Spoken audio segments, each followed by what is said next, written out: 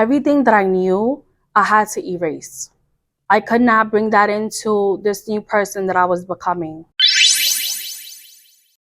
Hi everyone, I hope that you all are doing well and shining your light bright. I am back with another video. For those of you that are new here, my name is Rosani and I am sharing my light with you all to inspire you and motivate you to choose better.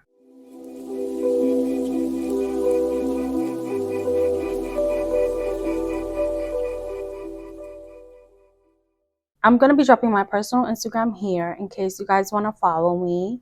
And here is my quote Instagram in case you guys want to follow that as well. Thank you to all those who have been supporting me and letting me know that my voice has really helped and inspired you to think a little bit more positive.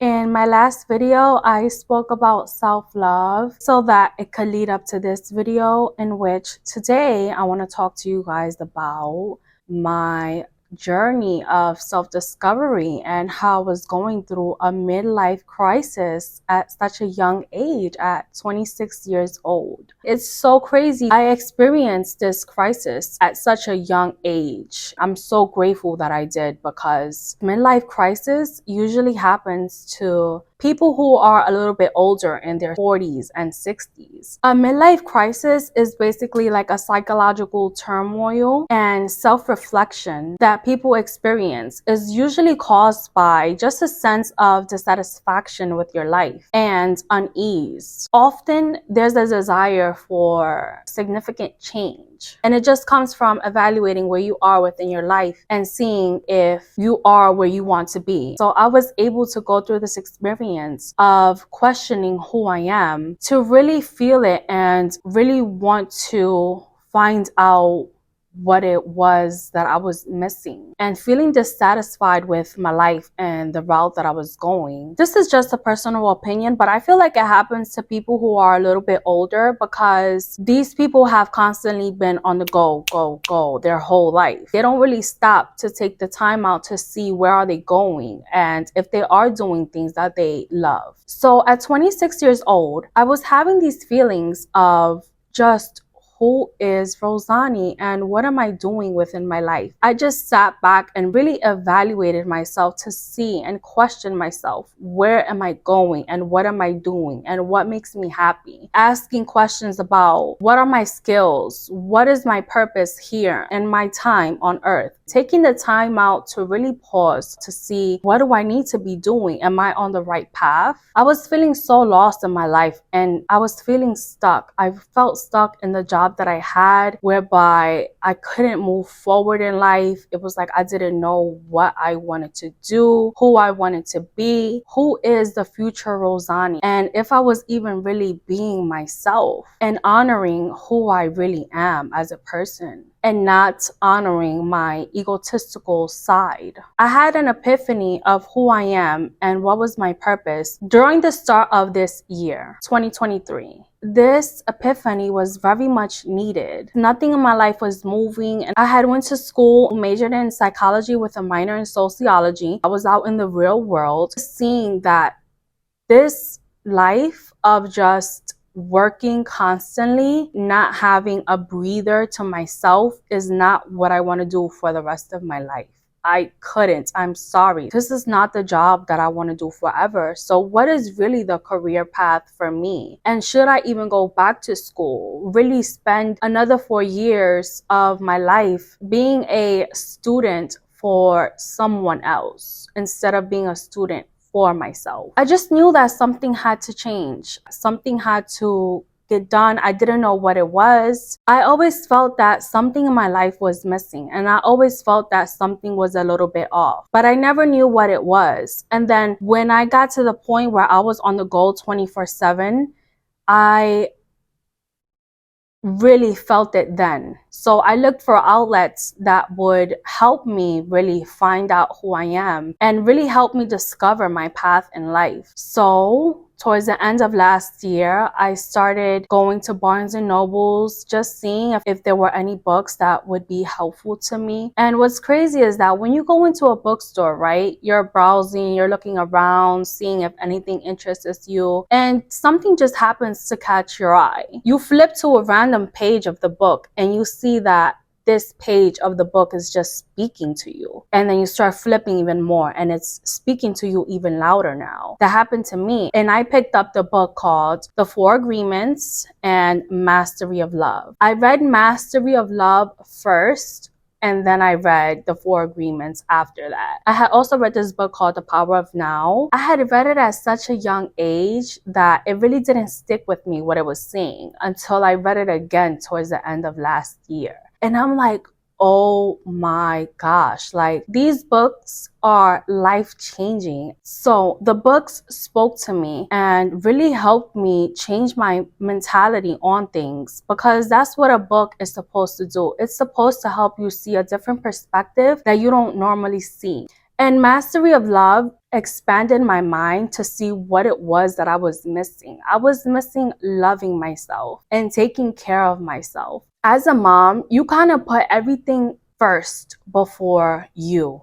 So Mastery of Love just taught me that I needed to put myself first a little bit more. Since I was feeling the pressure of the burnout, feeling tired all the time. I was feeling like I didn't have time alone with my thoughts, on the go 24/7. And I needed to do something for myself to feel like myself, because I wasn't feeling like myself. First, I would be going to the gym, but that's just like 30 minutes, right? And then when you're at the gym, you're thinking about what it is that you have to do when you get away from the gym. I really needed something to ground me and make me feel like I'm here.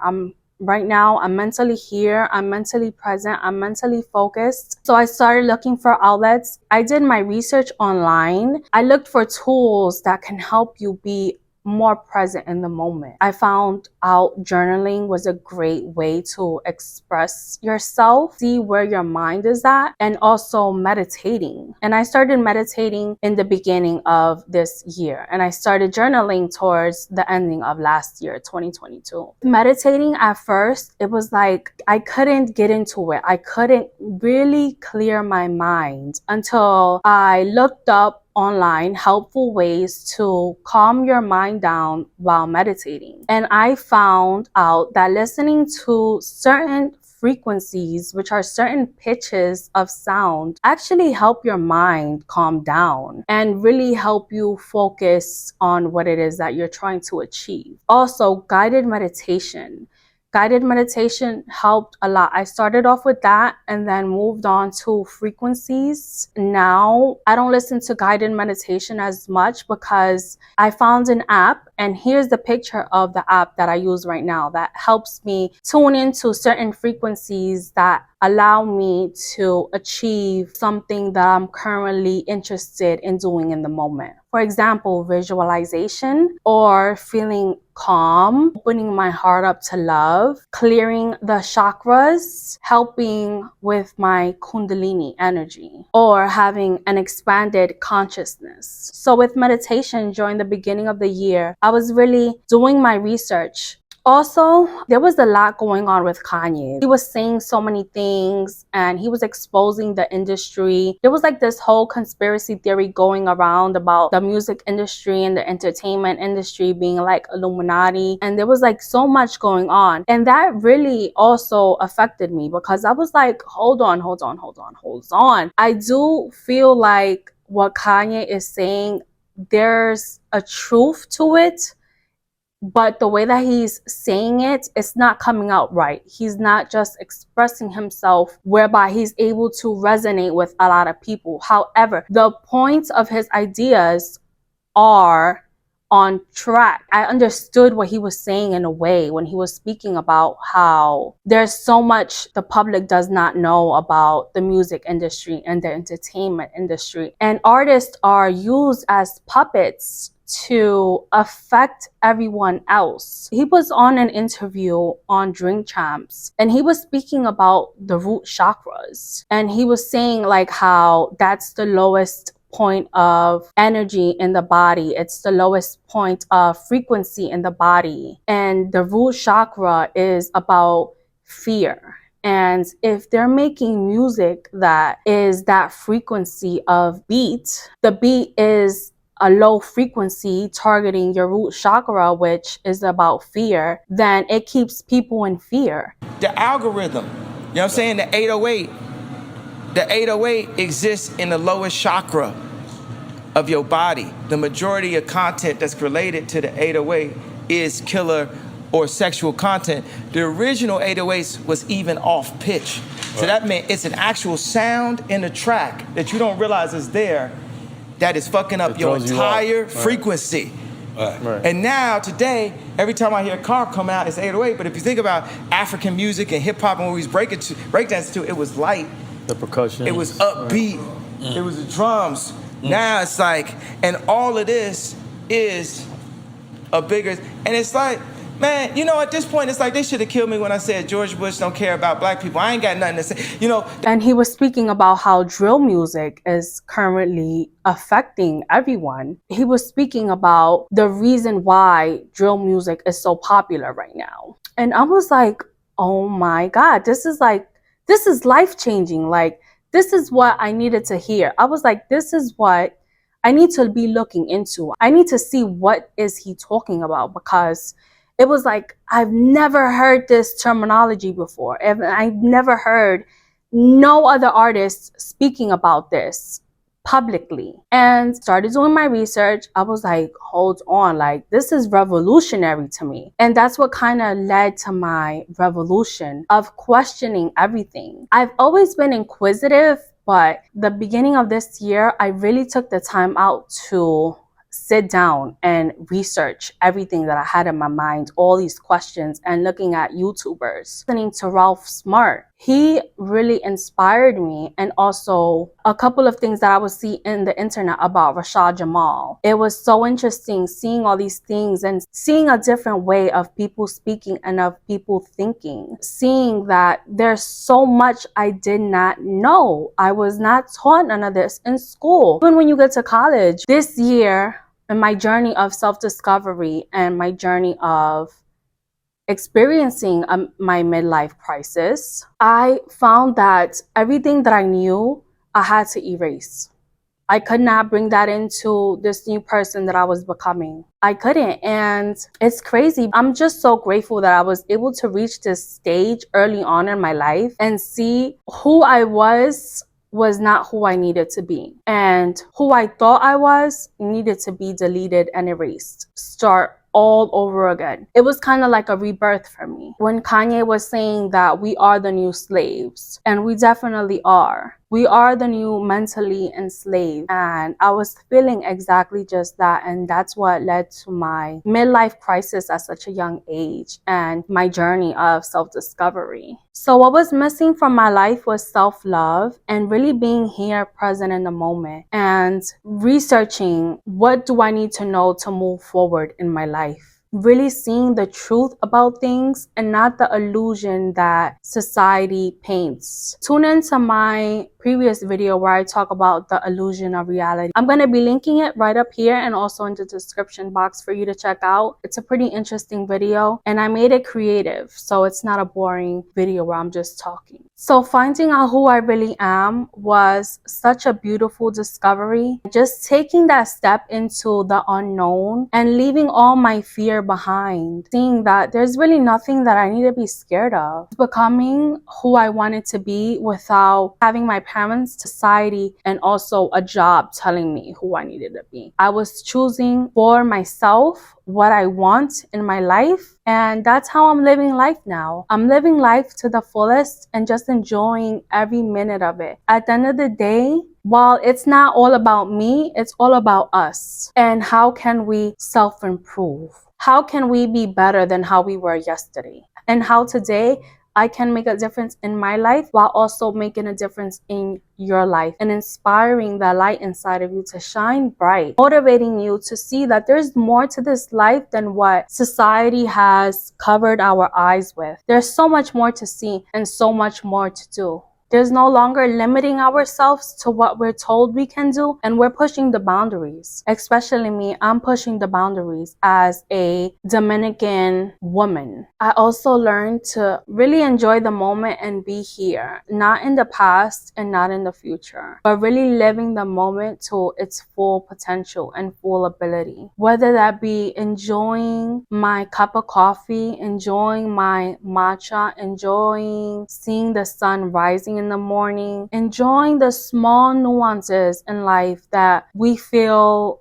is automatically supposed to happen because that's just the way of life, and not really appreciating the beauty behind it and seeing that there's so much more to this little small thing that not only does it happen automatically, but it needs to happen for our evolution. And we should take the time out to stop and enjoy it. It's beautiful, and take it all in, because the sun that was here yesterday is not the same sun as it is today. It's different. So journaling, meditating, being present in the moment, researching, forgetting everything that I knew and starting all over again, detoxing, fasting, eating more fruits, eating healthier, and realizing that my perspective is not the only one that matters. Those things really helped me with my midlife crisis. Let's learn how to embrace other people's perspective. Let's learn how to not be so materialistic and not think that we're better than someone because we have something that they don't have. We're in a society whereby everything is materialistic. There's a lot of power. There's a lot of ego. There's a lot of need for you're right and I'm wrong. And it shouldn't be like that. Let's travel the world and let's see how other cultures are living next to a mountain of trash. Let's appreciate what we have here and not take it for granted. Let's stop to enjoy the beauty of the things that we have and not desire so many things that are unnecessary. After seeing that I needed to love myself a little bit more, I was not dating. I was not looking for love outside of myself. I wasn't looking for love inside of others. I wasn't looking for anyone to give me anything. I was looking for myself to give myself everything. The universe has a funny way of working whereby when you start to love yourself, you start to meet other people who love themselves, and you start to really see how beautiful it is. And just being around those people, having that energy transfer over to you and really inspire and motivate you to love yourself a little bit more, it's truly mind-blowing. The universe will surround you with people who are on the same level as you. So if you're around people right now that are not inspiring or not motivating you, then it's time to change. I don't feel like I really lost anything. The only thing that I lost was my old self. My old self was not beneficial to who I needed to become and who I needed to be. So it was a loss whereby it was a good loss and it needed to happen. And I'm not sad. I mean, I'm still the same Rosani, but I'm just even better now. So if you thought that I was better then, I'm like 100 times better right now. I'm more patient. I'm able to see different perspectives. I'm able